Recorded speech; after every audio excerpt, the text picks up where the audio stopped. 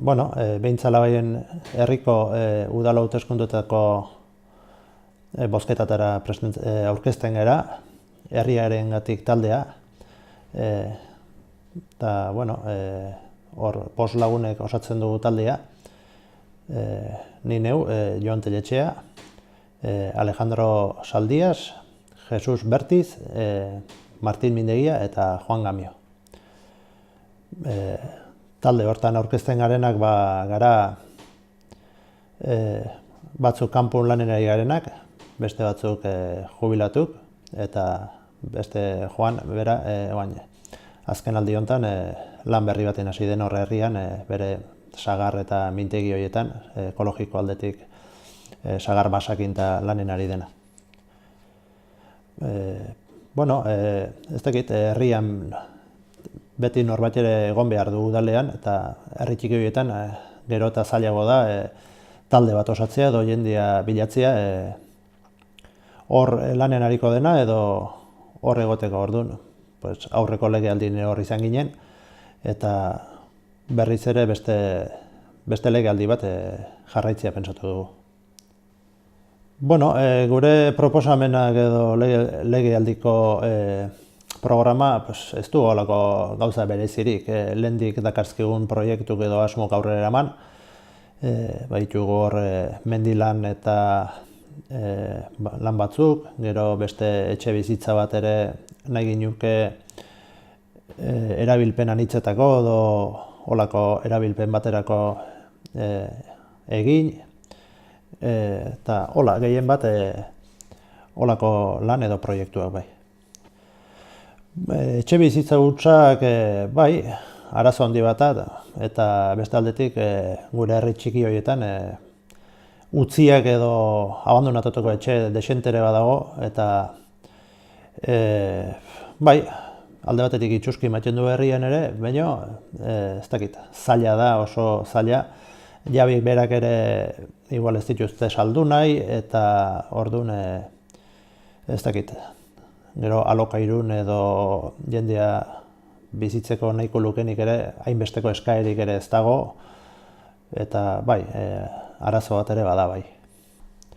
Alokairua, lehen esan duten bezala, ez dago, guk udalak baditu bi etxe alokatu eta dauzkenak, lehenago medikuaren etxea zena eta eskolan maisuaren etxea zena, horiek pixko bat moldatu eta alokatuak ditugu.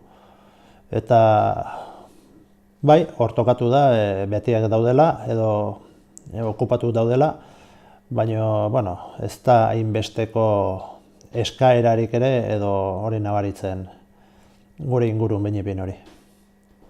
Zaborrak hori ere beste gaur eguneko arazo handi bat da, nik uste nahiko ongi daramakigula mankomunitate aldetik ere zabor horien gestioa, baina beti hobetu daiteke eta gainera behartuak gaudere hobetzera, ze hor Europatik eta badaude agindu batzuk 2020rako eta epe batzuk badaude, objektibo batzuk bete behar direnak, eta orduan naiz eta ari garen eramaten hori, lanari egiten ari gara hori aurrera eraman izateko, oainik ere gelditzen zaigu non egina. Eta hori bai, ikusia dago, arazo handi bat eta arazo global bat dela, zaborran gai hau. Gure herriak oian eta eremu desente ditu, orduan bai horrek ematen digu eta lan desente ematen digu. Gainera, gure udala egin handi batean hori da, hortik jasotzen den diruen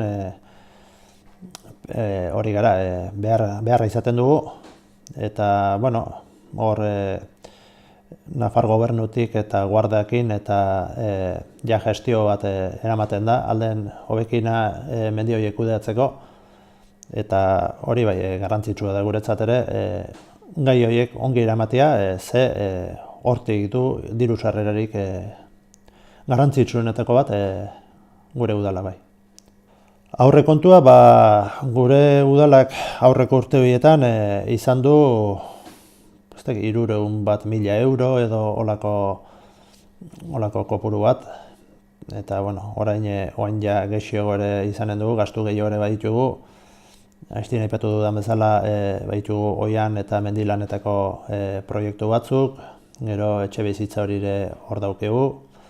Argiteri publikoare berritzeko ja prest daukegu hori ere, eta olako lanetako inbertsioak dauzkegu ja prest.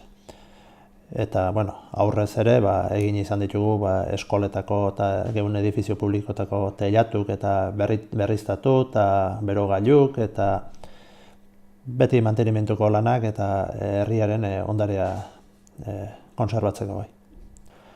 Nekazaritza, aspaldiko urtetan gainbeheran dagoen sektore bat da, ez gure herrian eskualde guztian, eta oro har, ez dakit, landa eremu gehienetan oso jende gutxi da hortara propio bizi dena, eta gainera oso merkatu estuak ere daude kanpotik produzitzen den gaientzat, produktuentzat, eta zaila da gazte edo jende berririk sartzea sektore hortan. Dena den, gure herrietan, gehienetan basarri mundu do herri giroko jendeak gara, eta naiz eta kanpon lanenari saiatzen gara hori eramaten, basarriko lan puxko bat ere eramaten, demora beren paisaia eta eremua konserbatzen laguntzen dugula, iduritzen zait alde hortatik. Baina, uste dut badirela laguntzak eta nekazaritza eta abeltzaintzara saiatzeko, baina apoio gehiago ere beharko lukela ikusten da osotara ezpada ustea nahi. Eta pentsatzen dut, gobernuk edo agintzen daudenak kontutan eramanen dute hori eta saiatuko direla hortan ere. Gure herrian industria apenas dago hortxe zurgindegi bat. Gero badago beste iturgintza eta arotz lanak eta egiten dituen beste gizon bat ere, baina hortik kanpo ez da gehiokorik. Inguruko herrietan izan daitezken industrietan hor edo bestela Iruñera edo Gipuzko aldera edo hortik kanpora ateratzen gara herriko gehienak. Hurbiltzeago izango balitzeke lan hori behar bada, igual herria jasaten ari duen gainbeherakada hori saiestuko litzeke, ez dakit, hori da nire opinio personala ez, baina urrun lana izate horrek azkenako herritik aldendu egiten zaitu, eta urrun bizi baldin bazara, arriskua dago kanpoan bizitzen gelditzeko. Orduan, alde hortatik ere, nik uste herrien beherakada hau, nahiz eta jende adineko asko dagoen eta gazte gutxi, hortik zati handi bat hortik heldu dela. Zerbitzu aldetik, ostatu eta olakotan, ostatu bat dugu, ostatu alberge bezala funtzionatzen duna, eta beste ostatu bat ere badago Labaien auzoan, hori utzi gelditu zen, eta naiz eta saiatu garen bitan edo hirutan ere subastara atera eta norbaitek hartzen alduen utzi jarraitzen du, nonbait ez dago halako interesik, edo ez du ikusten jendeak hor halako atera biderik, eta momentuz hola gaude. Gero hortaz aparte denda bat ere bazegon, baina ja adinekin eta aurrera egin du horko familik eta ja denda itxi da. Eta gero zerbitzu dauzkegunak, osasun etxea edo medikuan zerbitzuare, egunero mediko eta enfermera etortzen dira hori, beren konsulta pasatzera, eta gainontzeko zerbitzu handirik ez dago. herri txikia da, baina, bueno. Turismoa, hor Urrozekin batera eremu natural bat dago gure lurretan, Leurzako urtegik, eta hor jende andana bat pasatzen da urtean zehar, ez dakit aurreko urte horietan, 30.000-tik 35.000 tarteko bisitari kopuru bat jaso izan du. Nafar gobernu bere garaian eremu natural bezala izendatu zuen, eta hori ahalik eta hoben kontserbatzen saiatzen gara bi udaletatik, Urroz eta Behintzelabaien udaletatik. Gero herrian turismoa bai landa eremu eta mendiko ez dakit turismo hola ibiltzen da hor, albergiare badago, hor ere eskoletatik eta izaten da bisitaririk, urteko ibilaldik eta egiten dituzte. Eta gainontzein, hori, aste bukaeratan eta hor mendi ibilaldik eta horko ibilbideetan ibiltzen den jendia. Bai, nik uste konforme gaudela, saiatu gara guk aldugun neurrin, dugun baliabide nahiko justuekin edo ahalik eta proiektu gehien aurrera ateratzen. Hor behin ere ez da aski izaten, beti zerbait gehiago egin izan entziteken, baina nik uste nahiko konforme gotxeko modun garela saiatu garen eta egin ditugun lanekin. Arazoetetek hasita, gaur egun daramakigun beherakada populazio aldetik. Adineteko jende asko dago, gazte gutxi gelditu izan da azken urtetan herrian ere bizitzen da, orduan aur gutxi ere badago, eta alde hortatik hortik ematen dizu pena edo ez zait, arazoa benpin badagola.